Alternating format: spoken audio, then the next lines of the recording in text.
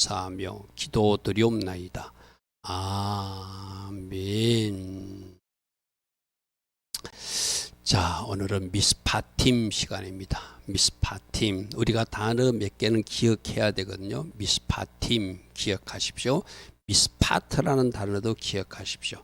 제데크란 단어도 기억. 자주 나오는 단어는 이제 어느 정도 히브리에 좀 우리 익숙해야 돼. 미스파트는 무엇인가? 제데카는 무엇인가? 자, 네가 백성 앞에 세울 복규, 한글성에 복규라 했는데 미스파팀 하면은 요도와 매미 붙은 복수가 되죠. 복규들은 일하다. 복규들은 단수가 어떤 미스파트가 되겠죠. 그래서 다음 표를 봅니다. 미스파팀은 복규들을 이야기하는데 미시파트가 복규 또는 공의 뭐 이런 뜻이 있어요. 근데 그 뿌리어그는 샤파트, 재판하시는 하나님, 샤파트의 하나님 들었죠, 그죠? 그러니까 우리가 자꾸 기억해야 할 단어, 샤파트의 하나님, 재판하시는 하나님, 그다음 미스파트, 복규 또는 공의 기억하고 오늘 미스파팀은 복규들 이런 단어들은 우리가 좀 기억해야 돼요, 그죠? 그래서 미스파팀은 뭐라더라, 샤퍼팀은 뭐라더라, 또 제데카는 뭐라더라. 기본적인 단어 정도는 우리가 기억하고 이 히브리에서 말씀하는 그 의미를 알면 우리가 말씀을 더 깊이 있게 깨달을 수 있겠죠. 자, 그래서 우리는 지난 금요일 날 십계명의 말씀은 10개의 법인데 온전한 하나님의 말씀이란 뜻이 10개. 10개가 집을 지으면 기둥 같은 거예요. 집을 지으면. 여러분 집 지을 때 기둥만 있어서는 안 되잖아요. 나머지 시설도 해야 되잖아요. 그러니까 10개의 기둥이 십계명 기둥이라면 주요 법이라면 그 하위 법들을 어떻게 채워나갈 것인지를 하나님을 말씀하신 것이 바로 미스파팀이라는 것이죠. 십계명이 뭐라고 그랬죠? 하나님이 신부들이 지켜야 될 혼인서약서 같은 것이다. 아멘. 그래서 십계명은 지키도 되고 안 지키도 되는 것이 아니라 우리가 지켜야 될 말씀이에요. 왜? 우리는 하나님의 신부로 부름받은 사람들이니까. 그래서 하나님이 너 나하고 결혼할래? 나의 신부가 될래? 그럼 10가지는 지켜줘야 돼 하고 하나님께서 요구하신 것이 십계명이라는 거예요. 우리가 저 말씀들을 지켜나감으로 우린 비로소 신랑과 신부가 하나 되듯이 하나님과 하나 될 수 있는, 그게 하나님과 우리가 하나 되는 그 원리로 십계명의 법을 주었고, 십계명의 법으로 다 이렇게 설명이 안 되니까 그럼 살인하지 않는 것 중에서 구체적으로 이렇게까지 하라는 것, 또 이웃을 사랑하는 것은 나그네와 가부는 이렇게 살아가는 그 하위 법규들을 준 것이 미스파팀이에요. 무슨 말인지 이해되죠, 그죠? 그래서 그 구체적 법규들이 미스파팀이다. 그래서 미스파팀은 십계명을 실천하는 구체적 하위 법규들이다. 한 나라에도 헌법이 있으면 그 헌법 정신에 맞게끔 법을 만들잖아요. 그 법을 만들면은 또 그에 맞게끔 대통령령을 만들고 각 부처에서 또 훈령을 만들어서 그렇게 헌법 정신에 맞게끔 법을 만들고 헌법 정신에 맞게끔 대통령령도 만들고 헌법 규칙에 맞게끔 각 부처에서 시행규칙도 만들어서, 만일에 시행규칙을 만드는데 헌법에 불합치하다, 그건 잘못 만들겠지, 그죠? 그래서 오늘 이 미스파팀은 십계명이 헌법이라면 그 십계명의 10가지 법에 맞는 하위 법들을 구체적으로 우리에게 주신 것, 하나님이 신부들에게 주신 것, 이것을 흔히들 613가지라고 말하거든요. 그래서 최고의 법이 헌법이라면 그 밑에 법이 있고 그 밑에 법령이 있고 그 밑에 시행규칙인데, 이거 아마 법을 좀 연구해 본 사람은 무슨 말인지 알아요. 헌법이 있으면 국회에서 만드는 법이 있고, 그 다음에 저 법령이라고 하는 것은 대통령령으로 대통령이 할 수 있는 거거든요. 그러니까 그 법 아래에서 대통령이 할 수 있는 거, 그 밑에 시행규칙은 또 장관이 할 수 있는 거, 각 그 어떤 한계 내에서 정할 수 있는 법이 있거든요. 쉽게 말해서 오늘 이 법규들은 헌법 가치라고 할까요? 헌법적 어떤 큰 기둥 같은 십계명 밑에서 그 밑에 구체적으로 어떻게 살아내는지를 우리에게 보여준 것이 미스파팀들이다. 할렐루야, 아멘. 그래서 하라가 248가지, 하지 마라가 365가지. 그래서 613가지 어떤 하위 법규다. 이렇게 하면 613가지가 뭔지요? 다 알아도 좋지만 다 몰라도 돼요. 근본 정신 10계명 10개만 알면 밑에 거는 알게끔 되고 이해되게끔 그렇게 배치가 돼 있어요. 그래서 하라와 하지 마라를 어떤 성경학자들은, 유대인들은 그렇게 분석해요. 실제로 다 세봤는지 모르겠어요. 우리들 빼마디를 세보면 248개랍니다. 그래서 이 구체적 말씀들은 우리들의 빼마디에 새겨야 될 말씀이라는 거예요. 결코 저버리거나 잊어버릴 말씀이 아니라는 거예요. 그런데 어느 날만 기억할 말씀이 아니라 날마다 새기고 날마다 기억하고 날마다 살아내야 될 말씀의 의미가 365가지 하지 마라 의미예요. 자, 참 숫자가 묘하지, 그죠? 날마다 빼마디 숫자마다 말씀을 새겨야 될 것이 있는데 날마다가 365일이고 빼마디 숫자가 248개니까 그걸 합하면 613가지 법규들을 날마다 우리들의 뼈에 새기듯이, 할렐루야 아멘, 할렐루야 아멘, 우리들이 뼈에 새기듯이 내 마음판에 새기고 우리들 깊이 새겨서 그 말씀대로 살아가야 될 법규들을 10가지 법 밑에 613가지를 주었는데 오늘 우리가 그 중에 몇 가지를 살펴볼 것입니다. 그래서 날마다 해야 할 것 248가지, 날마다 하지 말아야 될 것 365가지. 그래서 내가 늘 이야기하지만 말씀이 최고의 법이 돼야 되거든요. 내 감정보다, 내 지식보다, 내가 가진 어떤 기준보다, 내가 알고 있는 어떤 상식이나 또 다른 전문 지식보다도 말씀이 위에 가야 되거죠. 그래서 그 말씀부터로 모든 것을 내리는 작업이 우리가 신앙생활이 기초예요. 그죠? 많은 사람들이 실수하는 이유가, 아니 내가 알기로는 이렇게 알고 있는데 말씀이 그렇게 말했다고? 원수도 용서하라고 그랬다고? 나는 용서할 수 없어. 그럼 누가 왕이에요? 주님만이 왕이십니다. 찬양해놓고 나는 그 사람 용서 못해 하는 사람은 자기가 왕인 사람이에요. 그죠? 그래서 여러분, 우리가 찬양하잖아요. 그 찬양 가사도 그냥 가사니까 내가 부른다 하지 말고 진짜 내가 이렇게 살아야 되는구나. 주님이 왕이십니다. 온 땅의 왕이셔야 됩니다. 내 삶의 왕이셔야 됩니다. 나는 주님을 경배할 것입니다. 찬양을 그냥 찬양으로 아무 의미 없이 부르지 마시고 진짜 찬양하는 그 한 절 한 절이 내가 이렇게 살아야지 결단성도 되고 하나님께 또 영광 돌림도 돼야 되겠죠. 그래서 하나님께서 우리들이 신부로서 구체적으로 어떻게 살아야 되는지를 오늘 우리에게 말씀하실 것이 있는데, 항상 말씀의 거울에 우리들 자신을 비춰봐야 되잖아요. 이건 나보고 이렇게 하라는 거구나. 오늘 아침에 말씀입니까? 요압 장군이 막 어쩌면은 다윗에게 좀 심하게 당돌하게 막 말해요. 그죠? 그러나 하나님은 그렇게 해서라도 또 누군가의 바른 소리를 통해서도 우리가 그 속에 담겨진 하나님 음성을 듣고 교정하기를 원해요. 그죠? 다양한 방법으로 하나님 말씀하십니다.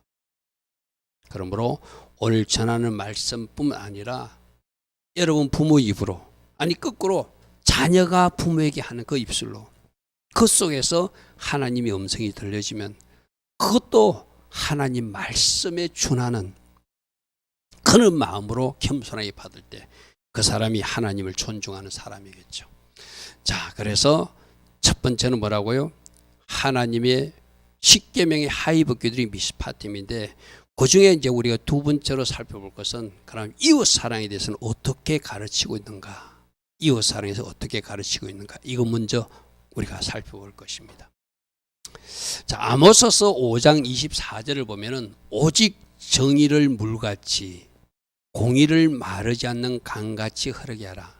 정의와 공의가 강처럼 흘러가는 나라. 이 아모스서 5장 24절은 제가 종종 인용하죠. 우리나라가 막 내로남불에 빠져가지고 자기가 하는 것은 모든 것이 정이고 자기가 하는 것은 옳다고 우기던 시대가 있었잖아요.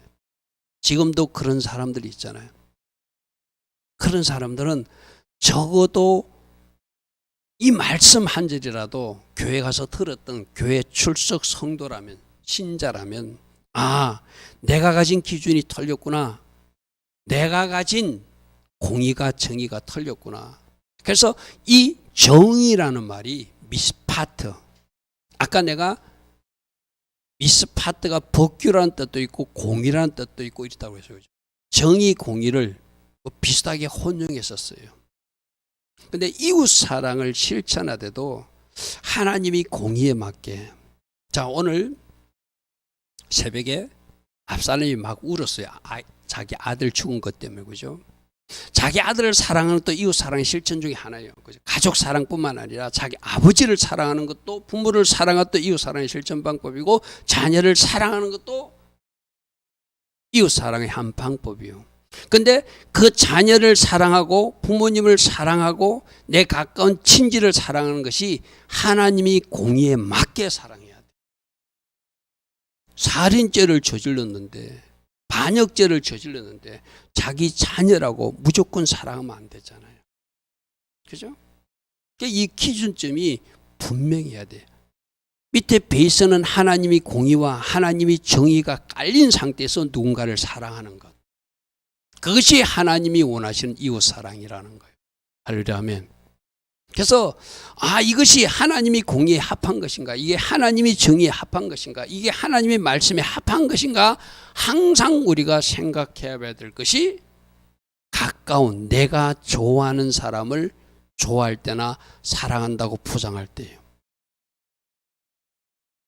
그래서 우리 요즘 살펴보는 다윗은 압살롬이 반역을 일으키고 도저히 말할 수 없는 악행을 했는데도 반역군들이 가서 진압군들이 가서 그 반역군을 진압하고 왔는데도 그 큰 성과에 주목하지 않고 가족 사랑에 청에 묶여가지고 압살롬하고 울고만 있는 왕이 좀 어리석게도 다윗 왕의 모습이었어. 그는 자녀를 사랑한 이웃 사랑을 실천하는 사람인지도 몰라요. 근데 오늘 분명히 보니까 하나님이 공의가 그 속에 없는 사람이었어요. 아멘. 그래서 아모스서 5장 4절 다시 한번 보십시오. 오직 정의를 물같이, 오직 공의가 마르지 않는 강처럼 흐르는 가정, 흐르는 나라, 흐르는 교회, 흐르는 공동체. 그게 아름다운 공동체라는 거예요. 할렐루야 아멘. 그래서 여러분들이 여러분 자녀를 사랑하고 또 여러분들이 뭔가 이웃 사랑을 실천한다고, 여러분 이런 거 있잖아요. 제가 이 말씀을 생각하다가 어제 무슨 좀 이렇게 좀 진보적인 신문이라고 그럴까요? 이 기독교 신문 중에서도 좀 진보적인 신문이 있거든요. 그 신문에 어떤 목사님 이야기가 나왔어요. 그 목사님 이야기가 나가지고 그 목사님은 굉장히 진보적인 생각을 가지고 있다. 그러니까 뭐 동성애 이런 것들도 굉장히 인정해 주려고 하는 그런 어떤 말씀을 막 그 기자는 아주 훌륭한 목사인 것처럼 써놨어요. 이분이 이웃 사랑을 잘 실천하는 사람이라. 그런데 과연 이분이 그 기준점에 하나님이 공의가 있는가? 아멘. 사랑하는 맞아요. 그들조차도 사랑해 주는 것은 맞아요. 그러나 하나님의 공의가 맞는가? 하나님의 공의가 맞는가? 지난주입니까? 지난주에 그런 일이 있었습니까? 2주 전입니까? MBC 앞으로 많은 기독 청년들이 데모하러 간 일이 있었거든요. 여러분은 모르는 일을 모르지만 A라는 교회에서 버스를 대절해가지고 많은 교회들이 가서 당신들이 방송 적합이라고 판정한 그 노래는 동성애를 합법화시킨 그 노래니까 문화방송에서 MBC에서 그것을 한다는 것은 있을 수 없다고 데모하러 간 사람들이 있어요. 왜 그랬을까요? 그들도 MBC라는 그 방송도 자기들은 그 사람들도 사랑해야 될 대상이라고 생각해요. 이웃 사랑은 맞아. 근데 하나님이 공의에 맞지 않는 거예요. 하나님이 죄라고 그러면 죄인 거예요. 하나님이 심판할 대상이라고 하면 심판할 대상인 거예요. 할렐루야 아멘. 여러분들도 사랑을 실천하되 내가 하고 있는 이 일들이 하나님의 공의와 정의에 맞는지를 잘 보시고 그렇게 여러분들이 그 사람을 사랑하고 그 사람을 위로할 때 우리 하나님이 기뻐하실 거예요. 자, 그래서 21장 2절에 보니까 노예가 자기 집에, 종이 자기 집에 있으면 7년째가 되면 풀어주는 것이 하나님이 공의에 맞는 합법한 사랑이라고 말씀하세요. 한번 종 삼았다고 계속 종 삼는 것이 아니라 6년 살았으면 7년째는 풀어주라. 이것이 진짜 사랑이다. 할렐루야 하면 우리가 생각할 때는 그 사람이 종이 된 이유가 있을 거잖아요. 뭔가 이렇게 돈을 빌렸거나 빚을 못 갚았으면 그 주인에게 그것을 갚을 때까지 있는 것이 정상적이라고 생각하잖아요. 그런데 하나님의 법에는 너희들이 진정으로 이웃을 사랑하려면 6년째 너희들 집에서 종으로 살았으면 충분히 값으로 보상했다고 생각하고 7년째는 풀어주라는 거예요. 이게 진짜 사랑이라는 거예요. 할렐루야 아멘.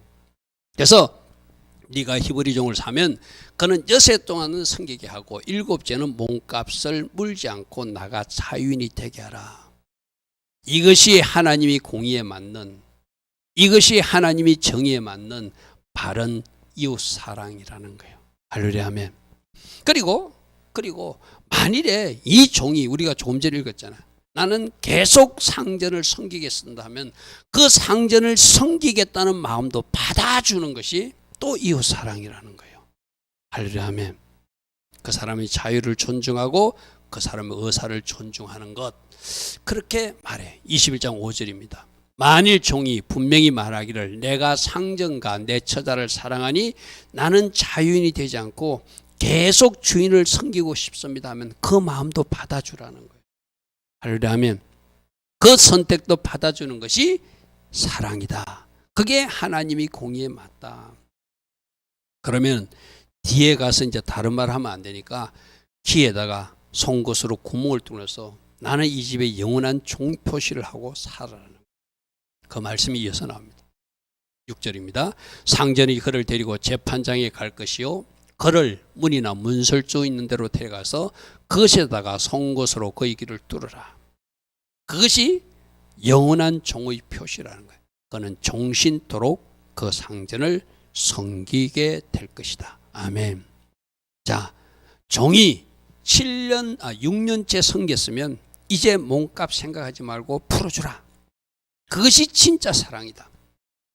근데 그 종이 주인을 계속 섬기고 싶어서 나 이 집에 남고 싶습니다 라고 하면 그것도 받아주는 것이 사랑인데, 이제 그렇게 말한 사람이 번복하면 안 되잖아요. 그러면 영원한 종표시를 귀에다가 표시하고 그 집에 같이 살게끔 해라. 자, 종신토록 그 상전을 섬기는 되는 것. 우리가 영적으로 적용하면 우리도 그때는 그래서 우리는 가면 적용할 게 없잖아요. 저기서 우리가 적용할 것은 여러분들 기도 다 송곳으로 뚫으셔야 돼. 아멘 하십시오. 누구에게 종이 되겠다고? 예수님 종이 되겠다고.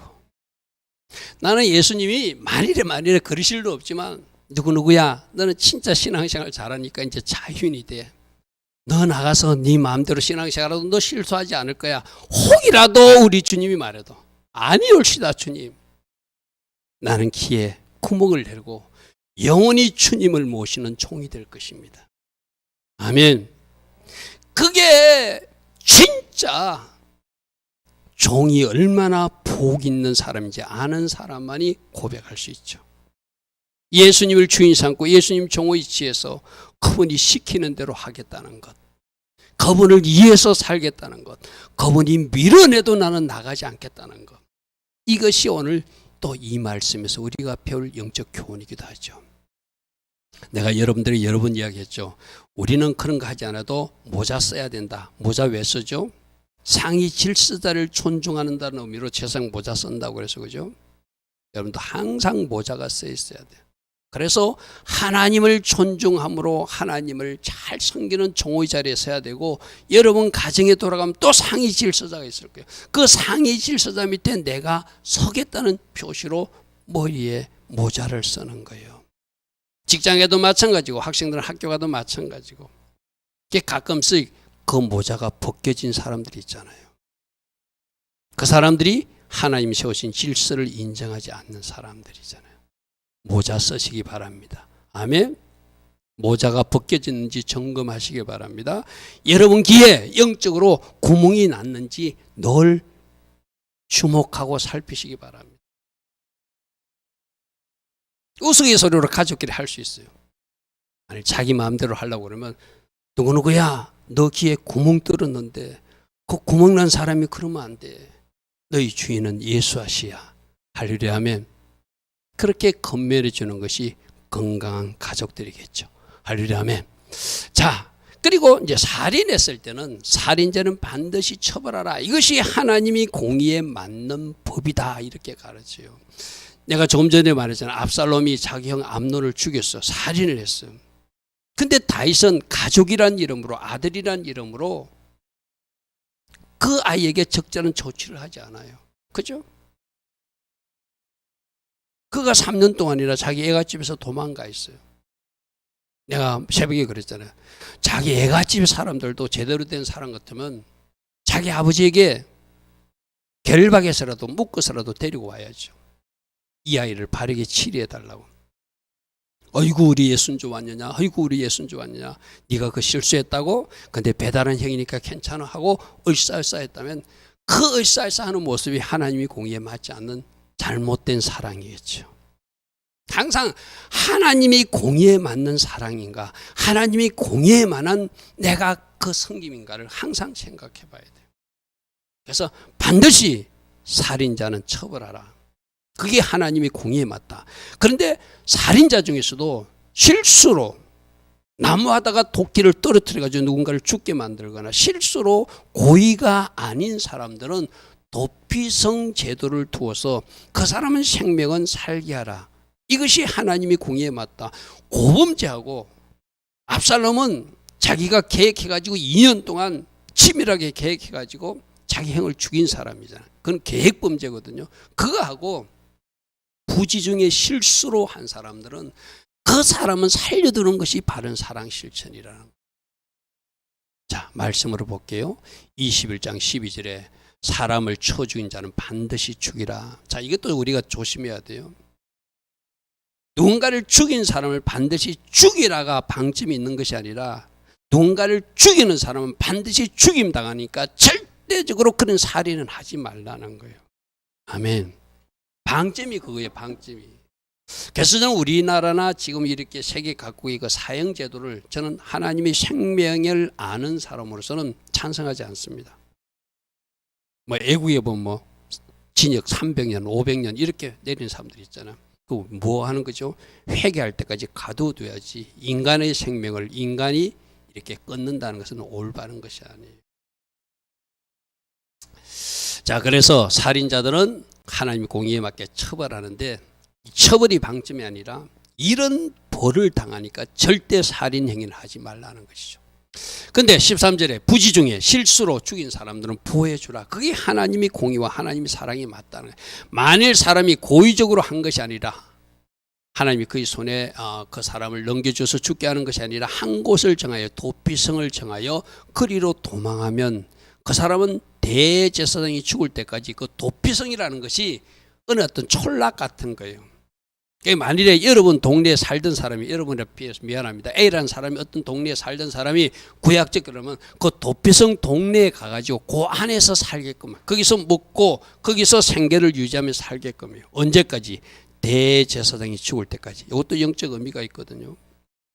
대제사장 예수아가 죽음으로 그 죄가 사면돼서 나오는 거예요. 할렐루야 아멘.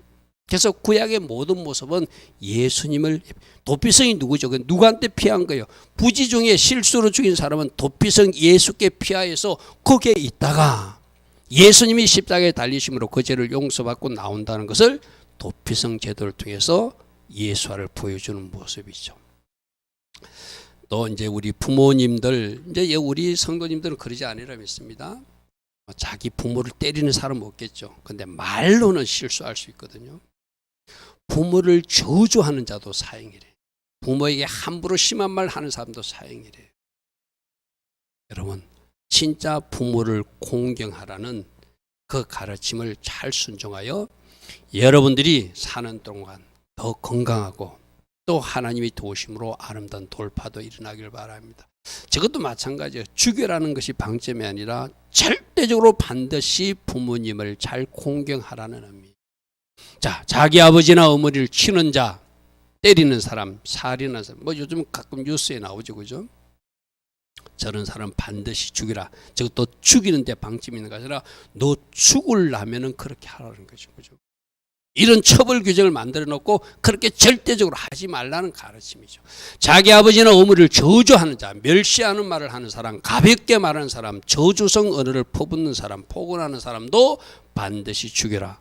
이 말은 뭐죠? 저주하지 말라는 거예요. 멸시하지 말라는 거예요. 가볍게 여기지 말라는 거예요. 이제 부모들이, 자녀들이 좀 뭔가 머리가 굵어지고 공부 좀 하고 자기가 뭔가 전문가 계열에 뭔가 섰다 싶으면 부모님을 좀 우습게 하는 성향들이 있는 것도 사실이에요, 그죠? 여러분, 진짜 부모님한테 잘하셔야 됩니다. 말씀으로 돌아가야 되니까, 그죠? 그렇게 한 사람은 죽여버린대. 우리가 구약 시대 때 안 태어난 것이 얼마나 감사한지 몰라요. 구약의 말씀을 보면은 이대로 규정대로 적용, 우리 몇 번 죽었다가 살아나야 되죠, 그죠? 몇 번 죽었다가 살아나야 돼. 자, 동해보법도 마찬가지. 동해보법은 눈에는 눈, 뭐 이에는 이, 때린 것은 때린 것으로 갚고, 뭐 생명은 생명으로 갚아라. 이것도 복수의 방점이 있는 것이 아니라 너 그렇게 네가 생명을 해야만 생명을 잃게 되고, 네가 상대방 눈을 다치게 하면 너도 눈 다치니까 절대로 그런 일을 하지 말라는 거예요. 네 몸처럼 네 이웃을 사랑한다면 네 이웃의 몸을 해하는 것은 옳지 못하다. 동해 보복법이 있음을 알고 어떻게 하라는 거야? 너도 똑같이 눈 다치고 싶으면 상대방 눈 찌르라는 거야. 너도 똑같이 이빨 다치고 싶으면 이빨 다치게 해도 된다는 거야. 너도 똑같이 네 생명이 위기를 만나고 싶으면 그렇게 하라는 거예요. 자, 우리 주님 뭐라고 가르쳤죠? 그래서 원수까지도 사랑하고 너희를 박해하는 자를 위해 기도하는 것. 이것이 예수님의 가르침이었어, 그죠? 자, 그 다음에 배상법도 보겠습니다. 이것도 도둑질 하지 말라는 거예요, 쉽게 말해서. 제8계명에서 도둑질 하지 말라고 분명히 말씀하셨거든.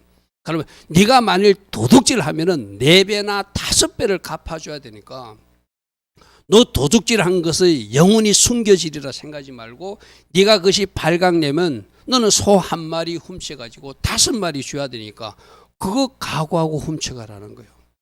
물론 도둑질하는 사람이 자기가 들키지 않으리라 생각하겠지만 모든 방점은 하지 말라는 거예요.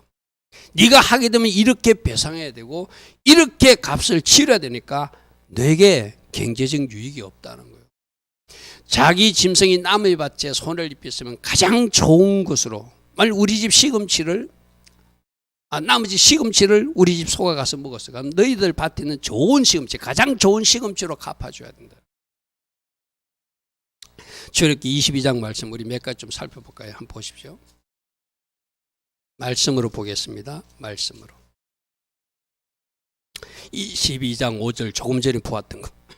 사람이 밭에서나 포도원에서 짐승을 먹이다가 자기 짐승을 놓아 남의 밭에서 그것이 먹게 되면 자기 밭의 가장 좋은 것과 자기 포도원이 가장 좋은 것으로 배상하라. 자, 14절 15절은 뭐라고 되어 있죠? 만일 이웃에게 빌려온 것이 그 임자가 함께 있지 않을 때 상하거나 죽으면 반드시 배상하거니와 그 임자가 그것과 함께 있었으면 배상하지 아니할지니라. 만일 새낸 것이면 새로 족하니라. 이웃에게 빌려온 것도 상한 것 다 갚아주라고 말씀하세요. 자, 그 다음에 22장 31절부터 고아와 나그네는 어떻게 해야 되는가? 고아와 나그네 어떻게 하는가? 그들을 괴롭히지 마라, 해하지 말라 이렇게 말해요. 21절 보겠습니다. 너는 이방 나그네를 압제하지 말며 그를 학대하지 말라. 너희도 애굽 땅에서 나그네. 그러니까 우리가 내가 과거에 어떤 이치에 있었는 줄 알면은 우리가 그 사람에게 잘 선대해 줄 수 있어요. 그죠? 내가 못 살아본 사람들은 가난한 이웃들에게 뭔가 마음이 가요. 내가 만일에 몸이 불편한 장애라면 그 장애인들에게 뭔가 마음이 가게 돼요. 똑같은 너희들도 과거에 나그네로서 애굽에 살았지 않냐. 그러면 지금 이 나그네들을 네가 잘 선대하는 것이 너희 옛날을 잊지 않는 거라는 거예요. 할렐루야 아멘. 할렐루야 아멘. 자 23절 보십시오. 22절 너는 과부나 고아를 해롭게 하지 마라. 과부도 그 당시 과부는 경제적 능력이 없으니까 절대적으로 도와줘야 될 사람이거든요. 고아들도 마찬가지네. 네가 만일 그들을 해롭게 함으로 그들이 내게 부르짖으면 내가 반드시 그 부르짖음을 듣고 돌보는 사람이 없는 여인이라고 돌보는 사람이 없는 아이라고 네가 함부로 하면 그들의 부르짖음을 나 하나님이 듣고 나 하나님이 너희들을 치리하고 갚아줄 것이라는 거예요.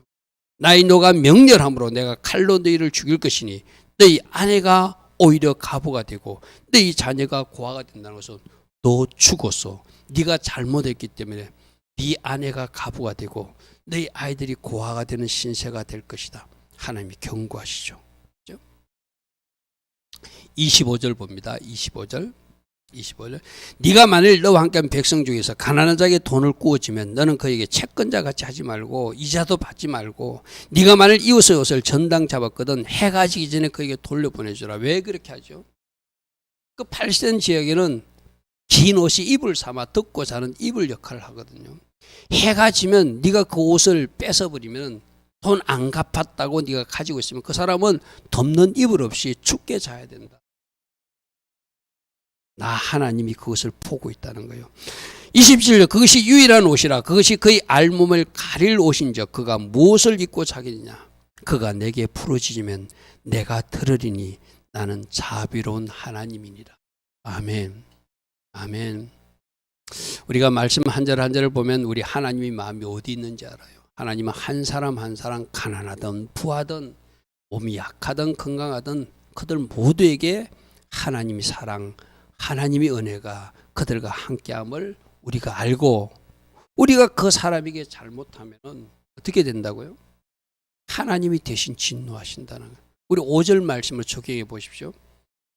우리 교회 성도들끼리나 하나님 믿는 사람을 우리가 함부로 대하면 누구에게 한 거라고요? 예수님께 한 것이다. 예수님이 핍박받은 것이고 예수님이 괴롭힘을 당한 것이다.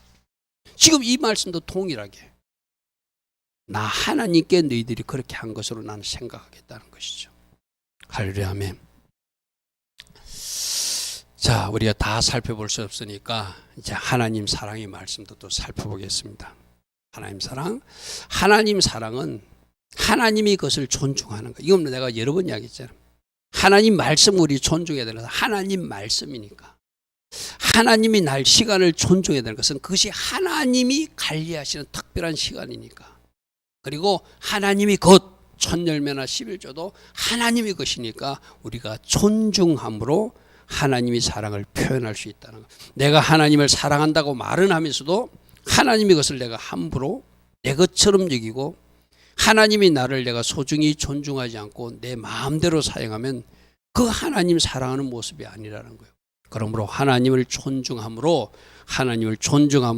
하나님의 것 시간이든 물질이든 사람이든 말씀이든 존중해 드리는 것이 하나님을 사랑하는 모습이라는 거예요. 할렐루야 아멘. 따라해 봅니다. 하나님을 사랑함으로 하나님의 날, 하나님의 시간, 하나님의 사람, 하나님의 물질 존중해 드리는 것이다. 아멘. 우리가 그것을 존중해 드릴 때 진짜 하나님 사랑을 우리가 제대로 하는 모습이라 말할 수 있죠. 그래서 하나님 주신 말씀이기에 우리는 순종해야 되고 하나님이 날이기 때문에 우리 금요일 배운 대로 안식일이라든지 안식년도 하나님이 정한 특별한 시간이니까 절기도 하나님이 시간표니까 우리가 존중해주고 천년에 왜 드리죠? 이거는 내 것이 아니라 하나님 것이라고 말씀에서 말했으니까 하나님의 것으로 존중하면서 그 하나님 사랑을 표현하는 것이다. 이렇게 말씀하고 있어요. 자, 출애굽기 23장 11절 바로 안식년 이야기입니다. 11절 보십시오. 일곱째 해는 자 10절부터 우리 말씀으로도 같이 보고 앞에 표도 보겠습니다. 10절 너는 여세 동안은 너희 땅에 파종하여 그 소산을 거두어서 네가 먹으라는 거예요. 그러나 일곱째는 하나님이 정한 날이니까 좀 길게 여기시더라도 그 땅을 경작하지 말고 쉬게 하라는 거예요. 아멘. 자, 하루는 쉴 것 같은데 1년을 그 땅을 놀리라면 경제적으로 내가 1년 동안 뭘 해서 먹고 살지? 당장 인간적인 머리가 뭔가 작동이 되면은 이 말씀이 순종 안 되는. 그러니까 우리는 하나님 말씀을 순종하는 것은 내 머리를 비워버려야 돼요. 내 기준을 비워버려야 돼. 내 생각을 비워버려야지 내가 순종이 돼. 여러분 생각해 보세요.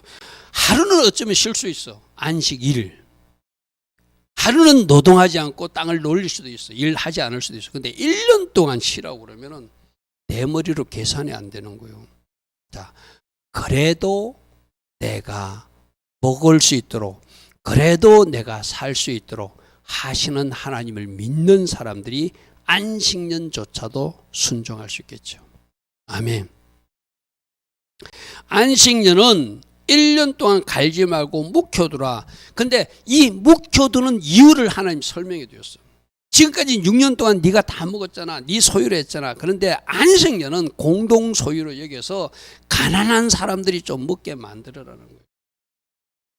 이것도 넓은 의미로 이웃 사랑의 한 실천의 방편으로 네가 하나님을 사랑한다면 가난한 사람들 위해서 그들에게 남겨주고 또 덜에 있는 덜짐승도 네가 추수한다고 다 가져가서 그들이 먹을 거 없는 거 너 알고 있지 않느냐.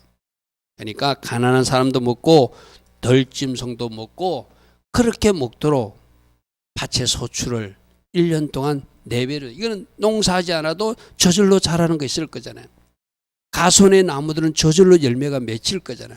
그때 추수하지 말고 내배려 두라는 거예요.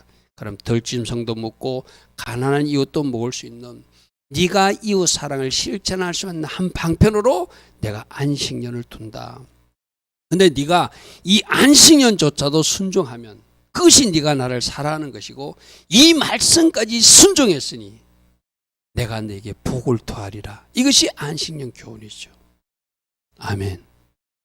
우리 하나님은 쉬운 것으로 우리를 시험하지 않아요. 좀 어려운 문제를 내서 안식년까지 지키는지, 안식을 하루는 쉴 수 있어. 근데 1년 동안 쉬면서 거기서 나는 소출을 내가 포기할 수 있는지, 그것을 덜짐승을 위해서 가난한 이웃을 위해서 내가 줄 수 있는지 하나님 테스트하시고 그 순종을 하나님 사랑으로 하나님은 확인하시고 그 사람에게 복을 주시겠죠. 할렐루야 아멘. 할렐루야 아멘. 자, 12절은 안식일. 안식일은 우리 지난 금요일 이야기했어, 그죠? 7째 날이 안식일이다. 우리 흔히들 말하는 주일은 7째 날이 아니라 첫째 날이다. 주일은 왜 우리가 주일날 오늘 예배하죠? 주님이 부활하신 그날. 그래서 첫째 날이기도 하고 8째 날. 8이라는 숫자가 부활의 숫자, 생명의 숫자잖아요, 그죠?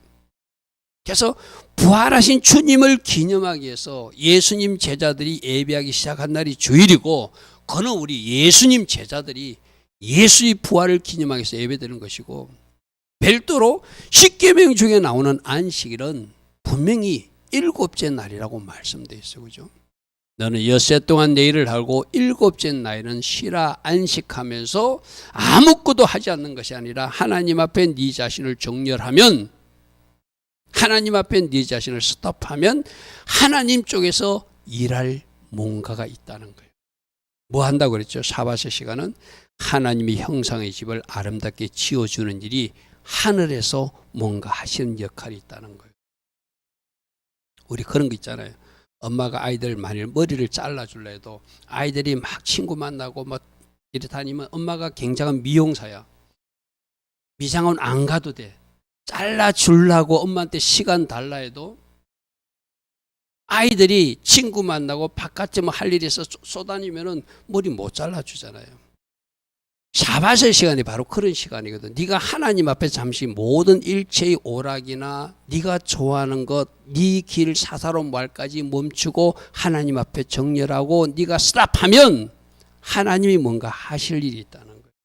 그래서 네가 하나님을 존중하고 그 날을 하나님 앞에 올려드리면 하나님 쪽에서 아름다운 집을 지어서 너로 하나님 앞에 더 복된 집을 하나님 쪽에서 지어주시겠다는 거예요. 할렐루야 아멘. 그래서 이 말씀조차도 순종하는 것이 하나님 사랑이다, 이렇게 말씀하세요. 자, 14절은 역시 절기 이야기도 나옵니다. 자, 안식년도 하나님이 정한 시간, 안식일도 하나님이 정한 시간, 오늘 나오지 않지만 희년도 하나님이 정한 해. 그죠? 이 절기도 1년에 3번, 여기서 1년에 3번이라는 것은 우리가 7절기가 있지만 7절기 다를 포함하는 게 3번이 뭐예요? 여러분 6월절 때 올라가면 뭐뭐까지 다 지켜야 돼요. 6월절, 무교절, 초실절 한꺼번에 묶어서 지키게 되죠. 그 다음에 오순절 한 번 올라가게 되죠. 절기 지켜야 되죠. 예루살렘으로. 그 다음에 초막절 지키면 나팔절, 초막절, 속절은 한꺼번에 지켜요. 그러니까 저기서는 1년에 3번 내 절기를 3번만 지키라고 오해하면 안 돼요. 6월절 때 무교절, 초실절까지 묶어서 다 지키고 날짜가 연속되잖아요. 그죠? 그 다음에 오순절만 별도로 한 번 더 올라가고 그 다음에 티슈리얼에 7월달 나팔절부터 대속절, 초막절 또 한 묶음으로. 그죠? 그렇게 하나님의 시간을 네가 준수하는 것, 그것이 하나님을 존중하는 모습이고 그것이 하나님을 사랑하는 구체적 모습이다. 우리 하나님은 그렇게 말씀하세요. 그리고 19절부터는 이렇게 날만 존중하는 것이 아니라 말씀으로 초태생 첫 열매도 드리라고 했다. 네가 첫 열매를 드리는 행위로 하나님을 존중하고 하나님 것을 존중해서 하나님 사랑을 표현해라. 이렇게 말해. 내 토지에서 처음 거둔 열매. 내가 이야기했잖아요. 여러분 이제 여러분들도 첫 열매를 드리려고 그러면 첫 열매 드리기 전까지는 내가 그동안 공부하느라 뭔가 준비하느라 첫 열매를 처음 딴다는 것은 상당한 시간이 경과했을 때거든요. 그럼 거꾸로 말하면 굉장히 나에게 필요할 때요. 근데 그것 첫 열매니까 하나님 앞에 올려드리는 하나님 앞에 순종함을, 하나님을 존중함을, 하나님 사랑을 그거로 표현하는 사람들, 그 사람이 진짜 하나님 사랑이라는 거예요. 그죠? 하나님은 귀한 것, 쉽지 않은 것으로 하나님 사랑을 확인하고 싶어 하죠. 여러분 마찬가지잖아요. 저기 아브라함도 100살 때 아들 이삭을 주놓고 117살쯤 돼가지고 아브라함이 이삭이 한 17살 됐을 좀 그때 갑자기 번제로 나 하나님께 드리래요. 여러분 생각해 보십시오. 100년 만에 아기 하나 줘놓고 17년 동안 해지종지 키워놨더니 17살 된 그 아들을 번제로 달라해요. 왜 그랬다고 하나님 말씀하시죠? 아브라함을 시험하시려고. 진짜로 하나님을 경외하는지, 진짜로 하나님을 사랑하는지, 그래서 하나님의 이 명령까지도 순종하는지를 테스트하시고, 아브라함아, 네가 진짜로 나를 사랑하는가 확인했다. 하려면 그래서 내가 복을 주리라 약속하잖아요. 그죠? 첫 열매 보십시오. 23장 19절에 내 토지에서 처음 거둔 열매의 가장 좋은 것을 가지다가 너희 하나님 여호와 전에 드려라. 이것이 네가 첫 열매 순종으로 하나님 앞에 드리는 것이 하나님 사랑의 표현으로 나는 받아들이겠다. 29절에 네가 추수한 것 중에서도 첫 열매, 네가 짜낸 접에서도 처음꽃, 더디게 하지 말며 네 처음 아들조차도. 여러분 원래 장자재앙 때 다 죽어야 될 아들들이 있잖아요. 그것 대신 첫 아들들도 하나님 앞에 드리는 것이 원래 원칙이에요. 드리는 대신 뭐로 드리죠? 속전세로 예물로 하나님 앞에 드리는 것을 바뀌어졌을 뿐이죠. 그죠? 네 소도 그렇게 하고 네 양도 그렇게 하고 첫 열매는 하나님 앞에 올려드리라. 이것 순종이, 이것을 드림이 네가 하나님을 존중하는 것이고 하나님을 진짜로 사랑하는 모습이다. 그렇게 사랑은 말로 하는 거 아니에요. 실제적으로 그 사랑함이 행동으로 순종으로 입증되는 것이죠.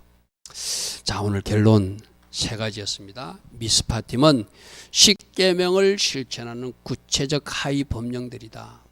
거기서 613가지인데 날마다 하라고 365가지 하지 말아와. 우리들이 빼마디 200만 8개처럼 빼의 생일 말씀이라고 그 613가지 구체적 법규들을 주었는데 그중에 이웃 사랑은 어떻게 하고 하나님 사랑은 어떻게 하라고 우리 몇 가지를 살펴봤어요. 노예는 어떻게 하라, 배상은 어떻게 하라, 사람을 죽였을 때는 어떻게 하라, 고아 나그네는 어떻게 하라, 남의 것을 훔쳤을 때는 어떻게 배상하라 구체적으로 정해놓고 결국 훔치지 말라, 결국 살인하지 말라. 결국 부모를 잘 공경하라. 다 하나님이 원래 11조의 목적을 이루기 위해서 이 하위 법령들, 벌칙들을 만들어 놨다는 것이죠.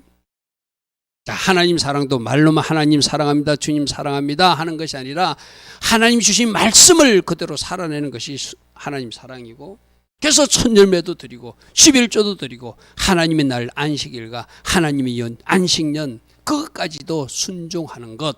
그래서 같이 더불어 공동체가 함께 사는 모습을 보여주면서 하나님이 정한 룰을 존중하는 것. 그것이 하나님 사랑의 모습이라고 오늘 우리에게 말하고 있어요. 그죠? 여러분이 말씀 읽다가 특별히 여러분에게 와닿는 말씀이 있을 거예요. 아, 이거 오늘 하나님 나보고 하라고 말씀하시는구나. 하지 못한 영역이 있다면 그것을 하시고, 잘하고 있는 영역은 스스로도 칭찬하시고 더 잘할 수 있는 하나님의 자녀들 다 되기를 축복합니다. 자, 오늘도 들은 말씀 생각하며 주님 맞습니다. 말씀을 읽어가다가 내가 놓치는 것 다시 붙들 것입니다. 잘하고 있는 것 더 잘할 수 있도록 스스로도 격려하고 제가 성령 하나님이 도우심을 받아서 달려갈 것입니다. 성령님 저를 도우셔서 순종함으로 하나님을 존중하게 하시고 이웃사랑을 잘 실천함으로